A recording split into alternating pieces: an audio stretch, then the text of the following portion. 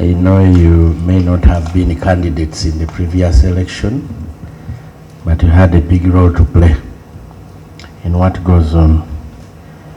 I just wanted to help the officer aware, and if the returning officer does not appoint such a person, it would be a problem to the returning officer, and they will influence the returning officer to be changed. 2, I want to locate their role in the ruling party, the NRM, within the law,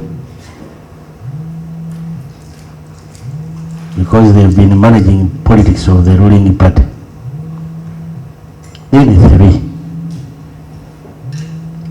I want to locate their role in land management and land transactions in the country.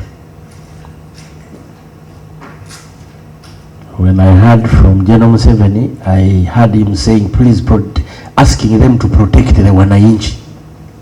And as long as there is a landlord who wants to chase away people, they run to the office of the RDC. I just want to know which law empowered them to do those activities as I have highlighted. Thank you very much, Madam Chair. Thank you. To know, to locate the role of the RDCs in the Electoral Commission. It should be on record that my RDC, Hajji Kakande, did a lot of mess when it came to the Electoral Commission. She kept on ordering the returning officer to change the supervisors, the sub-county supervisors. Even when it came to election, during the polling day, I had a lot of evidence that I'm the winner. She came at the tallying center. She ordered the returning officer to declare the NRM candidate, and it happened so. I need to know what is their role in the Electoral Commission as the RDC.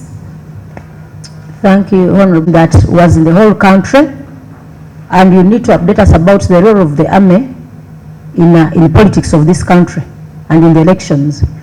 Then I also want you to interest yourself in the conduct of SFC in Zimbabwe, because I know you are aware that Zimbabwe people did not vote.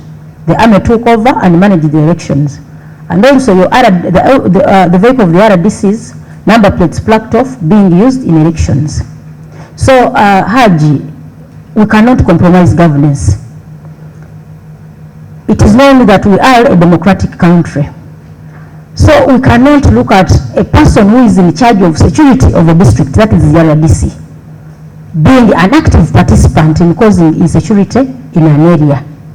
So for me, I want to request you, interest yourself, because you've had the people of Zimbabwe even request for us to be declared a republic, because the way things are done in that district is purely different. Others suffered, but how do you know what happened in Zimbabwe?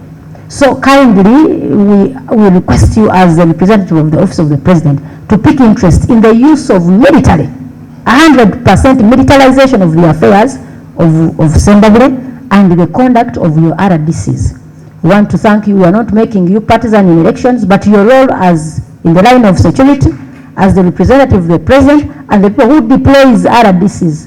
We cannot compromise governance. That is why we use these institutions to bring out these issues, and we know these are the right offices. I want to thank you. 46 RDCs deployed in all the districts in Uganda, and we have also 170 deputy RDCs deployed in the entire country, and then 432 assistant RDCs. Then from that, we have 140 senior president's advisors, and the assistants who are directly appointed by the president in his own constitutional powers which he has, and he appoints them without even consulting any other body, but those are his powers. He decides to say that so and so will become, and you never know, some of the members of parliament who are here also at one time may end up crossing to that site. So that is his own power. But I want to go on the issue of RDCs in issues of security. Definitely that one is a constitutional matter. Article 203 gives the RDCs the powers to be in charge of security in the district. They are the one who chairs the district security committees, and they must make sure that the entire district is secure.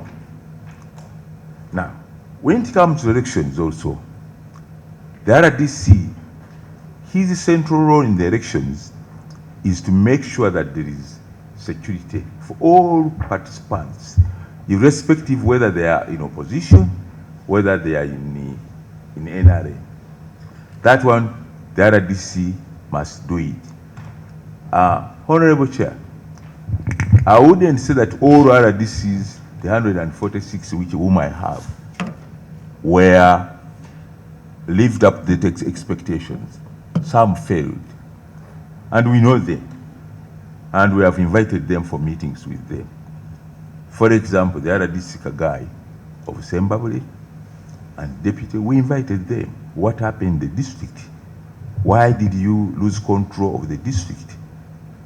And they, on all matters, they stand up to address themselves as, I am the president's voice here.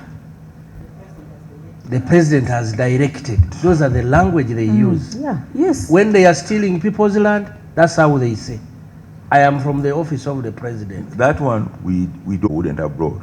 I talked to my RDC of Kassanda.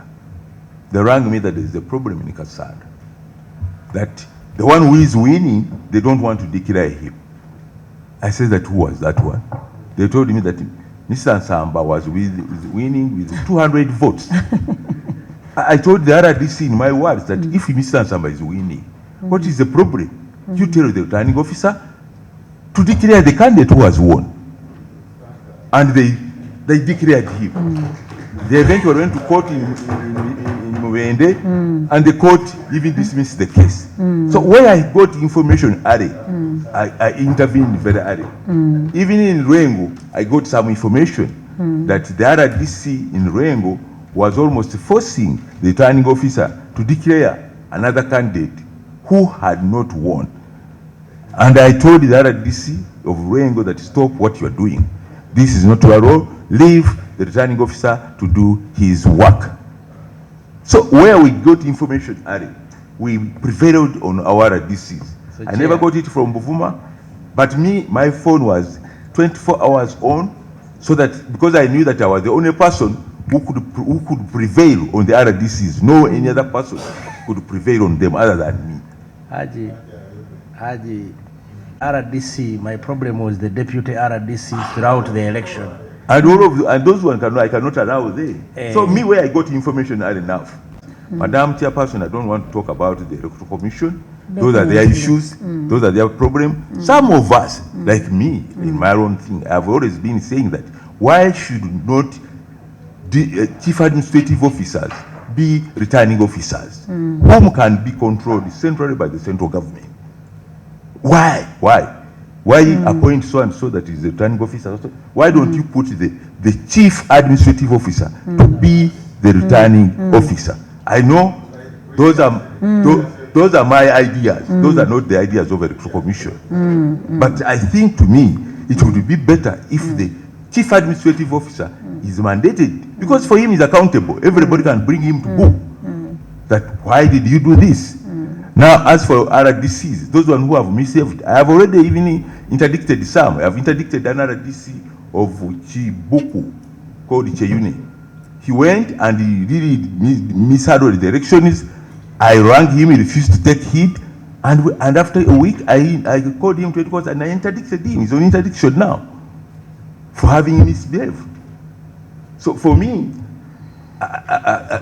Madam Chairperson, among the people who are here, there is no people who voted in 1980 here, whether honorable members of parliament or my staff. I voted in 1980. I was in the university by that time, and I know how elections are and how people get annoyed with elections. And I know what took President Museveni to the bush. It was elections. So I would be the last person to compromise anybody who tries to mismanage elections, because I know what comes out of the elections. Therefore, me, any RDC, I confront him. This of Zimbabwe, I contacted the late Sunday, Major General Sunday, that what is wrong with you? What is going on in Zimbabwe? I said, no, these are not my forces. I said, whose forces are there? I don't know. You ask the regional police commander. I asked the regional police commander. He could not give me the right answer also. The RDC had already given up. That means, Mr. Kakande, me, I'm giving up. I said, no. What do I do? So some of these things, as I said, that some of us were in these offices, but you cannot allow impunity to go on in the elections. That's why I would not allow any RDC who want to usurp the powers of the returning officer, because that is his powers. The one in Buvuma did it with whoever did intimidation. And RDC who did it, at least I can assure you we shall deal with him if at all we get the information. Now, Hajji, you have just from the complaints that were raised from Zimbabwe about those two, because after the presidential and parliamentary, they went ahead to mess to have the same mess on the LC5 elections and also the other lower local governments. So why can we leave such a person in the same place that, I want to conclude? Conclude what? So, what do they want to conclude? Madam Honorable Chairperson? They want to conclude the LC1. They conclude to transfer the mess to other. We are going to for LC1 elections. Then we also move with the same person. Madam Chairperson has already even come to my office claiming that I take care. So I'm transferring her away, plus the deputy. Please don't transfer. Now please interdict. We have evidence enough. And no, Hajji, a moment, Hajji. Evidence of your RDC in drones that caused all the chaos in Zimbabwe. The drones were used in presidential and parliamentary elections, and even in the local councils. You saw that shooting that was in Zimbabwe. For you, how did you observe that? And local council elections, the shooting, bullets everywhere, and you say we should wait for that woman. So I want to tell you, Zimbabwe is on fire in terms of insecurity. You go, do your own investigation. So we can no longer keep with Kagai. That is what I'm telling you. Please take that woman to any place where I want to take. But don't transfer a problem from Zimbabwe to some other place. And I'm not speaking as that because I have person, but you have the report. You have evidence enough that Kagai has been operating in her own world. We know Zimbabwe was above, because we know all the big shots had issues there. But for us, it's about the issue of security. Because we can also, I can't say that we admire the 1980, but if others could get annoyed and go to bush, so you also want us to go to bush. We cannot get to that level, but just know the extent of rigging an election. And for us, what worried us is every one of you was aware of the mess in Zimbabwe. And we didn't expect to have any candidate declared in Zimbabwe out of the mess that there was. Some point becomes a war place and you declare winners. So is that an election or it was a war? It's not because I was part of this, but it was just too much. You even reach an extent of failing me to vote. You call somebody, he tells you, I'm not aware of security personnel in that area. So who are the people who are putting on uniforms in Zimbabwe? Who is accountable? Because we have photos of men dressed in uniform holding guns. Who sells guns in Uganda? Where do they buy them? Because these are serious issues. So people reach that extent. So prevail over your RDCs. You are the head of security. If any place is insecure, you must pick interest. So I kindly request that you pick special interest in Zimbabwe and you can see an independent verification. Right, my deputy in Zimbabwe and any other district where I have got to report. I have told you that I have already taken action in Chibuku. There are RDCs on interdiction, and I have also cautioned others who somehow mingled or tried to go and confuse the returning officers as far as declaring candidates is concerned. But that one, I want to assure you, chair and members, that every time there is a learning time. This time around, we have known how RDCs can be very, very, very, very aggressive towards returning officers. Next time, I want to assure you that the RDCs will only play their role as RDCs, not playing the role of declaring candidates. Because that one, I also experienced it, as I said. I got it in Rengo, I got it in Kasada, and other areas. They were telling that the RDC is forcing me to announce so and so. I said, no, are you reporting the RDC? You leave the RDC alone. You report what you have got on the ground. So that one, we shall continue fighting with it and make sure that RDCs don't meddle into the issue of election, other than keeping security, making sure that there's nobody who causes insecurity around the electoral areas. So that one, Honorable Chair, I want to assure you about that one. Chair. And